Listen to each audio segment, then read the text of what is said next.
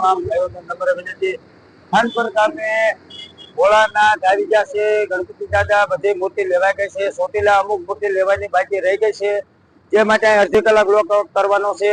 ગામના તમામ ભાઈઓ મૂર્તિ આવવાની તૈયારી છે। 11 વાગે ગામમાં શિવ આવી રહ્યા છે, તો ચોટીલા ઉતર્યા છે, હવે અડધી કલાક પછી ચોટીલા આવી છે। હાલો હાલો ચોટીલા આવી ગયા છે, ચોટીલા આવી ગયા છે, અમુક મૂર્તિ બાકી રહી ગઈ છે, લેવાની છે, તો અટાણે મંદિરે માતાજીના મંદિરે જઈ